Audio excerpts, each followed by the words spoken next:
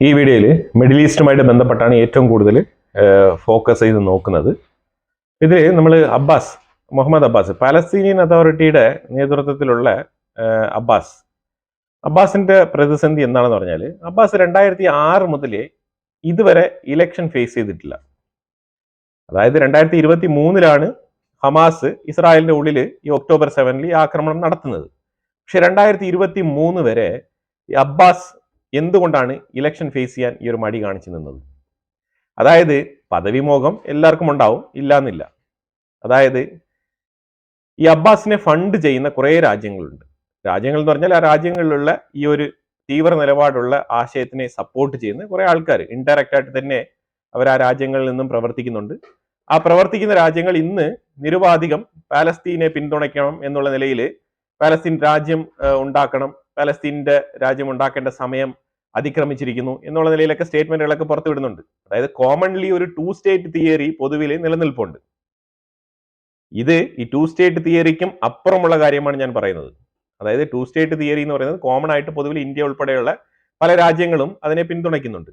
അത് പാലസ്തീനികൾക്ക് ഒരു സ്റ്റേറ്റ് വേണം എന്നുള്ള നിലയിൽ ഇസ്രായേൽ പാലസ്തീൻ ഒരു 2 സ്റ്റേറ്റ് ആയിട്ട് മുന്നോട്ട് പോകണം എന്നുള്ള ഒരു ധാരണയിൽ മനസ്സിലാക്കിക്കൊണ്ട് ആ ഒരു അണ്ടർസ്റ്റാൻഡിങ്ങിന്റെ പേരിൽ പല രാജ്യങ്ങളും അതിനെ പിന്തുണയ്ക്കുന്നുണ്ട്. അതിലുപരിയായിട്ട് എക്സ്ട്രാ താല്പര്യങ്ങളോടുകൂടി കുറെ രാജ്യങ്ങൾ ഇതിനെ പിന്തുണയ്ക്കുന്നുണ്ട്. അതായത് പാലസ്തീനിയൻ സ്റ്റേറ്റ് ഉണ്ടാക്കേണ്ട സമയം അതിക്രമിച്ചിരിക്കുന്നു എന്ന് ഇപ്പൊ വെസ്റ്റേൺ മീഡിയാസ് ഉൾപ്പെടെയുള്ള, അതായത് പൊതുവിലെ യൂറോപ്യൻ മാധ്യമങ്ങൾ, അതാണ് ഇതിനകത്ത് ഏറ്റവും കൂടുതൽ നമ്മൾ ശ്രദ്ധേയമായിട്ട് നോക്കി കാണേണ്ടത്. അവർ ഇപ്പൊ തിടുക്കിട്ട നടപടിക്രമങ്ങളുമായിട്ട് ഇസ്രായേലിനെതിരെ ഇപ്പം ഘോര സംസാരിച്ചുകൊണ്ട് പുറത്തു വരുന്നുണ്ട്.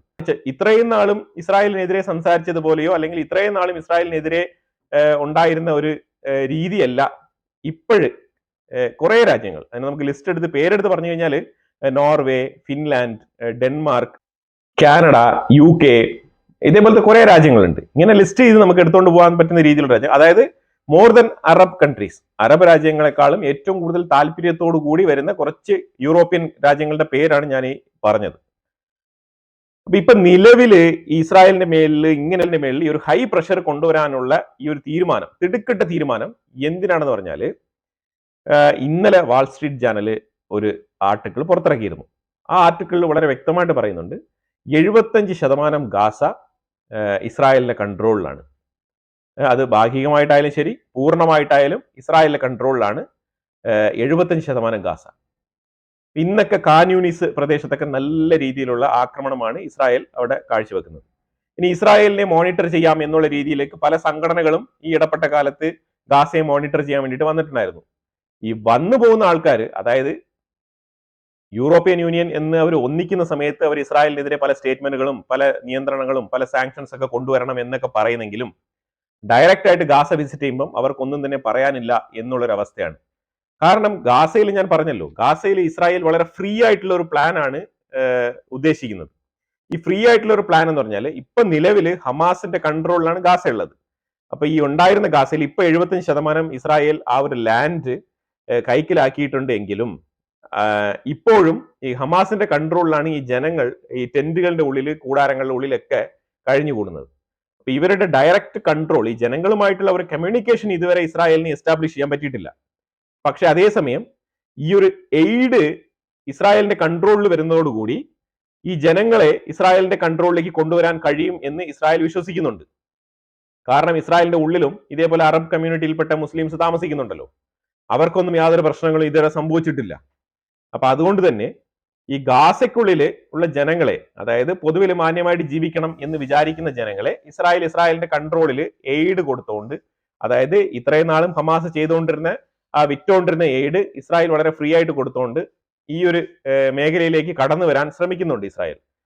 ഇപ്പൊ ഇന്ന് തന്നെ നിങ്ങൾ നോക്കിയോ, ഇന്ന് ശരിക്കും ഇസ്രായേലിലെ ഒരു ഡേ ആണ്, സെലിബ്രേഷൻ ഡേ ആണ്, ജെറുസലേം സെലിബ്രേഷൻ ഡേ ആണ്. അപ്പൊ ഈ ഒരു, അതായത് ട്യൂസ്ഡേ ആണ് ഇസ്രായേലിന്റെ ജെറുസലേം ഡേ ആയിട്ട് അവിടെ സെലിബ്രേറ്റ് ചെയ്തത്. അപ്പൊ ഈ ഒരു ജെറുസലേം ഡേ സെലിബ്രേഷനെ സംബന്ധിച്ചിടത്തോളം ഇത്താമിർ ബെൻ ഗിവിർ, അവിടുത്തെ നാഷണൽ സെക്യൂരിറ്റി ഓഫീസർ, പുള്ളി ഈ ഒരു ജെറുസലേം ടെമ്പിൾ മൗണ്ട് സന്ദർശിക്കുകയും, അതായത് അലക്സ മോസ്ക് ഇരിക്കുന്ന ആ ഒരു പ്രദേശം സന്ദർശിക്കുകയും വളരെ വിശാലമായി തന്നെ അവിടെ കുറച്ച് സമയം സ്പെൻഡ് ചെയ്യുകയും ഒരു കൃത്യമായിട്ടുള്ള ഒരു സൂചനയാണ് കൊടുത്തത്. അതായത് ഈ ഒരു ജെറുസലേം ടെമ്പിൾ എന്താണ് അവർ ഉദ്ദേശിക്കുന്ന ആശയം, ഈ ഒരു ഹോളി ലാൻഡ് അവർക്ക് എത്രമാത്രം ഇമ്പോർട്ടൻ്റ് ആണ്, അപ്പൊ അതില് അവർ ഏത് രീതിയിലാണ് ഇതിനെ നോക്കിക്കാണുന്നത്, എല്ലാത്തിനും ചേർത്ത് കൊടുക്കുന്ന ഒരു മെസ്സേജ് ആയിട്ടാണ് ഇതിനെ കാണാൻ കഴിയുന്നത്. ഇത് തീവ്ര വലതുപക്ഷ നിലപാടുള്ള ജൂയിഷ് കമ്മ്യൂണിറ്റിയുമായിട്ട് ബന്ധപ്പെട്ടാണ് ഈ ഒരു ടെമ്പിൾ മൗണ്ട് വിസിറ്റ് ഇത്താമിർ ബെൻഗിവർ നടത്തിയതായിട്ട് മനസ്സിലാക്കാൻ പറ്റുന്നത്. ഇത് ശരിക്കും പറഞ്ഞാൽ അറബ് ലോകത്ത് ഒരു ചെറിയ ചോദ്യചിഹ്നം, ഒരു ചെറിയ ചാഞ്ചാട്ടം, ചെറിയൊരു ചലനമൊക്കെ ഈ ഒരു വിസിറ്റ് ഏർപ്പെടുത്തിയിട്ടുണ്ട് എങ്കിലും ആരും തന്നെ ഒരു അറബ് രാഷ്ട്രങ്ങളും ഇതിനെ വലുതായിട്ട് അങ്ങനെ എംഫസൈസ് ചെയ്ത് ഫോക്കസ് ചെയ്ത് പെരുപ്പിച്ച് കാണിച്ചിട്ടില്ല. പക്ഷേ ഇത് ഒരു വലിയൊരു മെസ്സേജ് തന്നെയാണ്.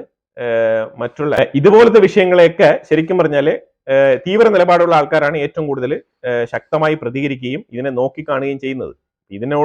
ഇതിനുള്ള മറുപടി എന്നൊക്കെ പറഞ്ഞു കഴിഞ്ഞാൽ ഇതേപോലെ ഹമാസ് ഒക്ടോബർ 7 നടത്തിയല്ലോ, ഇതേപോലത്തെ ചില ആക്രമണങ്ങളിലൂടെയാണ് ഈ ഒരു തീവ്ര നിലപാടുകളുള്ള ആൾക്കാരൊക്കെ ഇതിന് മറുപടി കൊടുക്കാൻ ശ്രമിക്കുന്നത്. അപ്പൊ അങ്ങനെ ശ്രമിക്കുമ്പോഴാണ് ഇങ്ങനത്തെ വിഷയങ്ങളൊക്കെ ഉണ്ടാകുന്നത്. അൾട്ടിമേറ്റ്ലി ഇപ്പൊ നമ്മൾ പൊതുവിൽ കാണുന്ന രീതിയിൽ ഒക്ടോബർ 7 ഹമാസ് തീവ്രവാദ ആക്രമണം നടത്തി എന്നൊക്കെയാണ് നമുക്ക് പൊതുവിൽ മനസ്സിലാക്കാൻ പറ്റുന്നത്. പക്ഷെ ഇതിന്റെ ഉള്ളിലുള്ള വിഷയം എന്ന് പറഞ്ഞാൽ ഇങ്ങനത്തെ ഡീപ്പായിട്ട് ചെയ്യുന്ന ചില വിഷയങ്ങളിലാണ് ഈ ആക്രമണങ്ങളൊക്കെ പതിയിരിക്കുന്നത്. ഇത് ഇപ്പം ഇത്താമിർ ബെൻഗിവർ കാണിച്ചതിൽ ശരിക്കും ഈ തീവ്ര നിലപാടുള്ള ആൾക്കാർ അവര് ഓൾറെഡി തന്നെ അവര് മോട്ടിവേറ്റഡ് ആണ്. ഒരു ഇത്താമിർ ബെൻഗിവറിന്റെ ഈ ഒരു ടെമ്പിൾ മൗണ്ട് വിസിറ്റ് തീവ്ര നിലപാടുള്ള ഇസ്ലാമിക സമൂഹത്തിൽ ഒരു കോളിളക്കം സൃഷ്ടിക്കും, ഒരു പ്രതിഷേധം അവരെ കൊണ്ട് ചെയ്യിപ്പിക്കും. ഇതുപോലത്തെ പ്രവൃത്തികളൊക്കെ അവിടെ നടക്കുന്നുണ്ട്. ഇതും കൂടെ നമ്മൾ പറയാതെ പോകാൻ വയ്യ. ഇപ്പൊ ഈ പാലസ്തീൻ സ്റ്റേറ്റ് രൂപീകരിക്കണം എന്ന് ഈ ഒരു യൂറോപ്യൻ കൺട്രീസ് എല്ലാം തന്നെ ഒരുമിച്ച് ഇങ്ങനെ പറയുമ്പോഴത്തേക്കും ഇതിനകത്ത് ഒരു ചോദ്യം ബാക്കിയാണ്. അവരോട് ചോദിക്കുന്ന ഒറ്റൊരു ചോദ്യം എന്ന് പറഞ്ഞാൽ ആരാണ്? ഇസ്രായേലാണ് ചോദിക്കുന്നത്. ചോദിച്ചാൽ ആര് ഗവൺ ചെയ്യും? ഓക്കെ, നിങ്ങൾ പാലസ്തീൻ സ്റ്റേറ്റ് ഉണ്ടായിക്കോളൂ, ആര് ഗവൺ ചെയ്യും? ഈ പാലസ്തീനിയൻ സ്റ്റേറ്റ്, നിങ്ങൾ ഉണ്ടാക്കാൻ പോകുന്ന പാലസ്തീനിയൻ സ്റ്റേറ്റിനെ ആരാണ് ഗവൺ ചെയ്യാൻ പോകുന്നത്? ആരാണ് അതിനെ നോക്കി നടത്താൻ പോകുന്നത്? ആരാണ് ഈ തീവ്ര നിലപാടുള്ള ആൾക്കാരെ, ഈ തീവ്രവാദികളായിട്ടുള്ള ആൾക്കാരെയൊക്കെ അവിടെ നിന്ന് തീറ്റിപ്പോറ്റി ഇവരെയൊക്കെ പരിഗണിച്ച് മുന്നോട്ട് കൊണ്ടുപോകാൻ ശ്രമിക്കുന്ന ഈ ഒരു ശക്തി ആരാണ്? അവരെ കൊണ്ടുവരൂ ആദ്യം, എന്നിട്ടല്ലേ പാലസ്തീനിയൻ സ്റ്റേറ്റിനെ കുറിച്ച് നമ്മൾ ഡിസ്കസ് ചെയ്യാനുള്ളത്. ഇസ്രായേൽ ഡിസ്കസ് ചെയ്യാൻ തയ്യാറാണ്. ഇപ്പൊ ഇതിനകത്ത് ഇസ്രായേൽ മുന്നോട്ട് വെക്കുന്ന ആശയം എന്ന് പറഞ്ഞാൽ മനസ്സിലായല്ലോ. അതായത് ഹമാസിന്റെ കീഴിൽ നിന്നും ഈ ഗാസയെ ഫ്രീ ആക്കുക. അപ്പൊ ഗാസയിലുള്ള ജനങ്ങൾക്ക് ഏതാണ്ട് 52% ആൾക്കാർ പുറത്തുപോയി ജോലി ചെയ്യാനും അവര് ഇമിഗ്രന്റ് ആയിട്ട് മാറാൻ തയ്യാറാണെന്നാണ് ആദ്യ കാലഘട്ടത്തിൽ റിപ്പോർട്ടിലൊക്കെ പുറത്തു വന്നത്. ഇപ്പോഴും ഏതാണ്ട് 46% ആൾക്കാർ ഇതേ തീരുമാനത്തിൽ തന്നെയാണ് ഉള്ളത്. അതായത് ഈ ഒരു വാർ സോണിൽ നിന്നും എങ്ങനെയും എസ്കേപ്പ് ആയി പോകുക എന്നുള്ളതാണ് അവരുടെ ഒരു ചിന്താഗതി.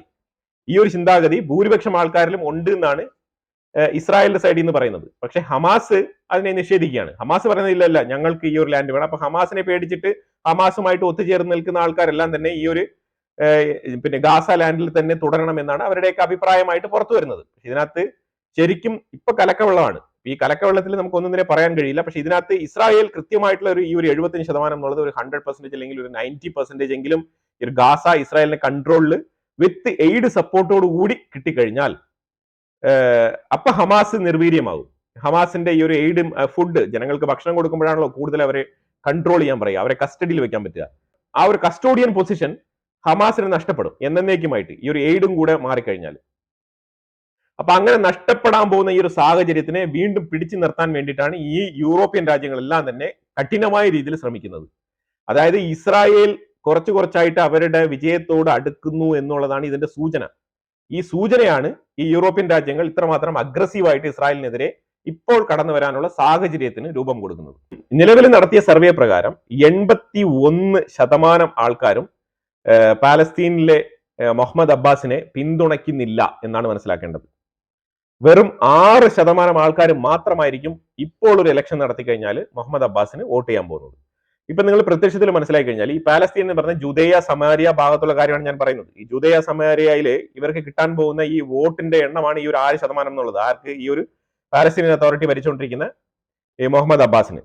അതേ ഇപ്പം ശരിക്കും പറഞ്ഞാൽ ഇപ്പൊ ഈ ഫത്തേ പാർട്ടി എന്ന് പറഞ്ഞ ഈ ഒരു പാലസ്തീനിയൻ അതോറിറ്റി നയിക്കുന്ന ഈ മുഹമ്മദ് അബ്ബാസിനും അവിടെ ഇപ്പോൾ ശരിക്കും പറഞ്ഞാൽ പാലസ്തീൻ റൂൾ ചെയ്യാനുള്ള പെർമിഷൻ അയാൾക്കില്ല. കാരണം വെറും 4 വർഷത്തേക്ക് മാത്രം ഭരണത്തിൽ കയറിയ ആളാണ് 2006 മുഹമ്മദ് അബ്ബാസ്.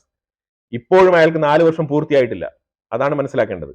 അതേപോലെ ഈ ഹമാസ് ഇലക്ഷനേ ഇല്ലാതെ ഗാസയെ മുന്നോട്ട് നയിക്കുന്ന ഒരു സംഘടനയാണ്. ഇപ്പൊ ഈ 2 ആൾക്കാരും തന്നെ അവിടെ നിന്ന് തുടച്ചു നീക്കപ്പെടണം എന്നുള്ള രീതിയിൽ മെജോറിറ്റി ആൾക്കാർ അവിടെ വിചാരിക്കുന്നുണ്ട്. അതാണ് ഗാസയിൽ ജനങ്ങളുടെ താല്പര്യം.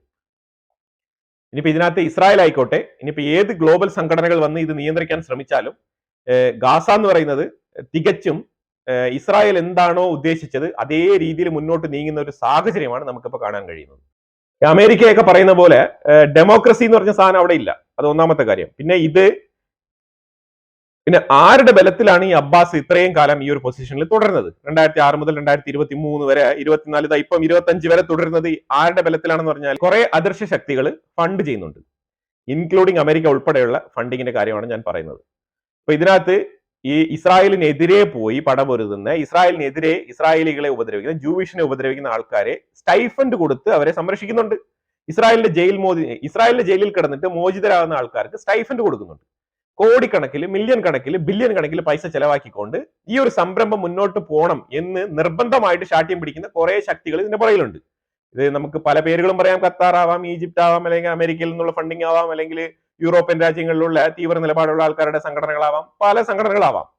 പക്ഷെ എന്നിരുന്നാലും ഈ പ്രിൻസിപ്പിൾ അഥവാ ഈ ഒരു ഫോർമുലയാണ് ഈ ഗാസയിലും ഈ വെസ്റ്റ് ബാങ്കിലും ഈ തുടരെ വർഷങ്ങളായിട്ട് നടന്നു പോയിക്കൊണ്ടിരിക്കുന്ന ഈ ഒരു കീഴ്വഴക്കം. ഈ കീഴ്വഴക്കമാണ് ഇപ്പോൾ ഇസ്രായേലിന്റെ കാരണം കൊണ്ട് തകിടം മറിഞ്ഞ് തരിപ്പണമായി പോകാൻ പോകുന്നത്. അതിനെതിരെയാണ് എല്ലാം കൂടെ ചേർന്നിട്ട് യൂറോപ്യൻ യൂണിയൻ ആയിക്കോട്ടെ, അതായത് ഗാസയിലെ ജനങ്ങൾക്ക് ഒരു ഫ്രീഡം കിട്ടാൻ പാടില്ല. അതാണ് അവരുടെ സ്ഥായിയായ താല്പര്യം. ആ താല്പര്യം സംരക്ഷിക്കാൻ വേണ്ടിയിട്ടാണ് ഇപ്പൊ ഇസ്രായേലിനെതിരെ ഈ രീതിയിൽ ഘോര എയ്ഡാണ്, അവിടെ കുട്ടികൾ ആഹാരം കിട്ടാതെ മരിക്കാൻ പോകുന്നു എന്നുള്ള നിലയിൽ, മരിക്കാൻ പോകുന്നു എന്നുള്ള നിലയിലുള്ള വാർത്തകളൊക്കെ മുന്നോട്ട് വെച്ചുകൊണ്ട് പ്രൊപ്പഗൻഡ ന്യൂസ് ഒക്കെ അടിച്ചിറക്കിക്കൊണ്ട് വരുന്നത്. ഇതിനകത്ത് ഈ വോളണ്ടറി എമിഗ്രേഷൻ ഫോർ ഗാസ എന്ന് പറഞ്ഞാൽ ഇസ്രായേലിന്റെ കൺട്രോളിൽ ഈ ഒരു എയ്ഡും ഈ ഒരു ഗാസയും വന്നു കഴിഞ്ഞാൽ, ഹമാസ് അവിടെ ഒന്നുമല്ല എന്നുള്ള അവസ്ഥയിലായി കഴിഞ്ഞാൽ അവിടുത്തെ ജനങ്ങൾക്ക് അവരുടെ പാസ്പോർട്ട് ഉപയോഗിച്ചുകൊണ്ട് തീർച്ചയായിട്ടും അവർക്ക് ഫോറിൻ കൺട്രികളിലേക്ക് ജോലിക്ക് പോവാം. അവർക്ക് പല രാജ്യങ്ങളിലും, മിഡിൽ ഈസ്റ്റുകളിലുള്ള പല രാജ്യങ്ങളിലും പോയിട്ട് അവർക്ക് ജോലി അന്വേഷിക്കാം. അതേപോലെ അവർക്ക് വോളണ്ടറി ആയിട്ടുള്ള എമിഗ്രേഷൻ ആയിട്ട് അവർക്ക് പല രാജ്യങ്ങളിലേക്ക് പോയി അവർക്ക് താമസിക്കാം. ഈ ഒരു ഗാസയിൽ ശരിക്കും പറഞ്ഞാൽ ഈ ഒരു യുദ്ധത്തിന്റെ കെടുതികളിൽ പെട്ട് ദുരിതം അനുഭവിക്കുന്ന ജനങ്ങൾക്ക് ആരെങ്കിലും വീട്ടിൽ നിന്ന് 1-2 ആൾക്കാർ പുറത്തു പോയി പണിയെടുത്തു കഴിഞ്ഞാൽ അവർക്ക് അവരുടെ സർവൈവലിനുള്ള കാര്യങ്ങളായി, അതുപോലെ തന്നെ അവരുടെ മുന്നോട്ടുള്ള പഠനങ്ങൾക്കും അവരുടെ കുട്ടികളുടെ ഉന്നമനത്തിനൊക്കെ അവർക്ക് നല്ല രീതിയിലുള്ള ഒരു പുരോഗതി കൈവരിക്കുന്ന ഒരു ജീവിതത്തിലേക്ക് അവർക്ക് കടന്നു പോകാൻ കഴിയും. അതിനെയാണ് ഫ്രീ വോളണ്ടറി, അതായത് വോളണ്ടറി എമിഗ്രേഷൻ എന്നുള്ള നിലയിൽ ഗാസയിൽ കൊണ്ടുവരാൻ തീരുമാനിച്ചിരിക്കുന്നത്. ഈ വിഷയങ്ങളൊക്കെ വാൾ സ്ട്രീറ്റ് ജേർണൽ വളരെ വ്യക്തമായിട്ട്, അതേപോലെ യൂറോപ്യൻ മീഡിയാസ് എല്ലാം ഇതിനെക്കുറിച്ച് വളരെ വ്യക്തമായിട്ട് തന്നെ ഡിസ്കസ് ചെയ്യുന്നുണ്ട്. ഇതൊന്നും നമ്മുടെ നാട്ടിലെ മീഡിയാസ് ഇതൊന്നും ഡീറ്റെയിൽ ആയിട്ട് ഇങ്ങനെ ചർച്ച ചെയ്യാൻ പോകുന്നില്ല. ഇപ്പൊ നിലവിലെ ഗാസയിലെ ഒരു സ്ഥിതി ഇതാണ്. ഇതിൽ അവർ പറയുന്നത് ശരിക്കും ജനീവ കൺവെൻഷന്റെ ഒരു പോയിന്റ് ഒക്കെ അതിനകത്ത് അവർ സൂചിപ്പിക്കുന്നുണ്ട്. അതായത് right to escape from the war zone, അതായത് അവരുടെ അവകാശമാണ് ഈ വാർ സോണിൽ നിന്നും രക്ഷപ്പെട്ടു പോകുക എന്നുള്ളത്. അപ്പൊ ആ രീതിയിലൊക്കെ പല പോയിന്റുകളും ഇതിനകത്ത് ചർച്ച ചെയ്യപ്പെടുന്നുണ്ട്. ഇസ്രായേൽ ശരിക്കും ഒരു ന്യൂ എയ്ഡ് ഡെലിവറി മെക്കാനിസം അതാണ് ഗാസയിൽ ഇംപ്ലിമെന്റ് ചെയ്യാൻ പോകുന്നത്. അതായത് ന്യൂ എയ്ഡ് ഡെലിവറി മെക്കാനിസം തന്നെയാണ് കൊണ്ടുവരാൻ പോകുന്നത്. ഈ ന്യൂ മെക്കാനിസം അവിടെ തീർച്ചയായിട്ടും ഒരു ചേഞ്ച് ഗാസയിൽ ഉണ്ടാക്കും, ഹമാസിനെ നിർവീര്യമാക്കും. അതാണ് ഇതിനകത്ത് ഏറ്റവും ഇമ്പോർട്ടന്റ് ആയിട്ട് മനസ്സിലാക്കേണ്ടത്. കാരണം ഹമാസ് പിടിച്ചു നിൽക്കുന്നത് തന്നെ ഒരു എയ്ഡ് വെച്ചിട്ടാണ്. ശരിക്കും പറഞ്ഞാൽ ഹമാസ് സ്ക്രംബിൾഡ് ആണ്, ആ അവസ്ഥയിലാണ് പൊയ്ക്കൊണ്ടിരിക്കുന്നത്. കാരണം അവർക്ക് ഇപ്പൊ ഫണ്ട് ഇല്ല പ്രോപ്പറായിട്ട്, അവർക്ക് പഴയതുപോലെ അവർക്ക് ആയുധ ശേഖരണങ്ങൾ നടത്തി അവർക്ക് ശക്തമായ രീതിയിൽ മുന്നോട്ട് പോകാൻ കഴിയുന്നില്ല. കാരണം കഴിഞ്ഞ ഒരാഴ്ചയിൽ ഇസ്രായേൽ നടത്തിയ അറ്റാക്കിൽ ഇതിന്റെ നേതൃത്വ നിരയിൽ ഉണ്ടായിരുന്ന സിൻവാറിന്റെ അനുയായികളായിട്ടുള്ള, അതേപോലെ സിൻവാറിന്റെ ബ്രദേഴ്സ് ആയിട്ടുള്ള ആൾക്കാരെല്ലാം തന്നെ വധിക്കപ്പെട്ടിട്ടുണ്ട്. അപ്പൊ അതുകൊണ്ട് ഹമാസ് ശരിക്കും പറഞ്ഞാൽ ഒരു ഹെൽപ്ലെസ് സിറ്റുവേഷനിലാണ് ഗാസയിൽ കടന്നു പോകുന്നത്. പക്ഷെ അത് പുറത്ത് അറിയിക്കുന്നില്ല, അത്രേ ഉള്ളൂ. ഈ വീഡിയോ ഞാൻ ഇവിടെ അവസാനിപ്പിക്കുകയാണ്. ഇതിനെക്കുറിച്ചുള്ള അഭിപ്രായങ്ങൾ കമന്റ് ബോക്സിൽ രേഖപ്പെടുത്തുക. കൂടുതൽ വിഷയങ്ങളുമായിട്ട് അടുത്ത വീഡിയോയിൽ വരാം. Thank you so much.